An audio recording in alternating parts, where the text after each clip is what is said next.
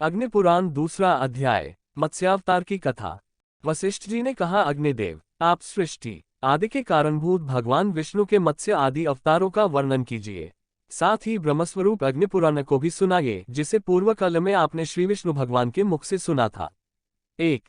अग्निदेव बोले, वशिष्ठ सुनो, मैं श्रीहरि के मत्स्यावतार का वर्णन करता हूँ। अवतार धारण का कार्य दुष्टों के विनाश और साधु पुरुषों की रक्षा के लिए होता है। बीते हुए कल्प के अंत में ब्राह्म नामक नैमित्तिक प्रलय हुआ था। मुने, उस समय भू आदि लोग समुद्र के जल में डूब गए थे। प्रलय के पहले की बात है। वैवस्वत मनु भोग और मोक्ष की सिद्धि के लिए तपस्या कर रहे थे। एक दिन जब वे कृतमाला नदी में जल से पितरों का तर्पण कर रहे थे, उनकी अंजलि के जल में एक बहुत छोटा सा मत्स्य आ गया। राजा ने उसे जल में फेंक देने का विचार किया। तब मत्स्य ने कहा, महाराज, मुझे जल में न फेंको, यहाँ ग्राह आदि जल जंतुओं से मुझे भय है। ये सुनकर मनु ने उसे अपने कलश के जल में डाल दिया। मत्स्य उसमें पड़ते ही बड़ा हो गया और पुनः मनु से बोला, राजन, मुझे इससे बड़ा स्थान दो। उसकी यह बात सुनकर राजा ने उसे एक बड़े जलपात्र, नाद या कुड़ा आदि में डाल दिया। उसमें भी बड़ा होकर मत्स्य राजा से बोला, मनु, मुझे कोई विस्तृत स्थान दो। तब उन्होंने पुनः उसे सरोवर के जल में डाला, किंतु वहां भी बढ़कर वह सरोवर के बराबर हो गया और बोला, मुझे इससे बड़ा स्थान दो। तब मनु ने उसे फिर समुद्र में ही ले जाकर डाल दिया। वहां वह मत्स्य क्षण भर में 1,00,000 योजन बड़ा हो गया। उस अद्भुत मत्स्य को देखकर मनु को बड़ा विस्मय हुआ। वे बोले, आप कौन हैं? निश्चय ही आप भगवान श्री विष्णु जान पड़ते हैं। नारायण, आपको नमस्कार है। जनार्दन, आप किस लिए अपनी माया से मुझे मोहित कर रहे हैं? 2-10।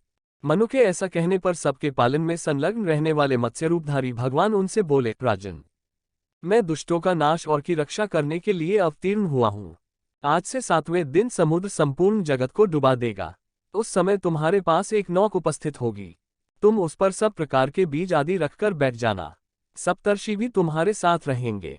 जब तक ब्रह्मा की रात रहेगी, तब तक तुम उसी नाव पर विचरते रहोगे। नाव आने के बाद मैं भी इसी रूप में उपस्थित होऊंगा।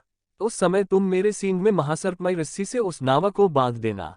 ऐसा कहकर भगवान मत्स्य अंतर्धान हो गए और वैवस्वत मनु उनके बताए हुए समय की प्रतीक्षा करते हुए वहीं रहने लगे। जब नियत समय पर समुद्र अपनी सीमा लांघ कर बढ़ने लगा, तब वे पूर्वोक्त नौका पर बैठ गए। उसी समय एक सींग धारण करने वाले सुवर्ण मत्स्य भगवान का प्रादुर्भाव हुआ। उनका विशाल शरीर 10,00,000 योजन लंबा था। उनके सींग में नाव बांधकर राजा ने उनसे मत्स्य नामक पुराण का श्रवण किया, जो सब पापों का नाश करने वाला है। मनु भगवान मत्स्य की नाना प्रकार के स्तोत्रों द्वारा स्तुति भी करते थे। प्रलय के अंत में ब्रह्माची से वेद को हर लेने वाले हयग्रीव नामक दानव का वध करके भगवान ने वेद मंत्र आदि की रक्षा की। तत्पश्चात वाराह कल्प आने पर श्रीहरि ने कच्छप रूप धारण किया। 11-17। इस प्रकार अग्निदेव द्वारा कहे गए विद्यासार स्वरूप आदि आग्नेय महापुराण में मत्स्यावतार वर्णन नामक दूसरा अध्याय पूरा हुआ। 2।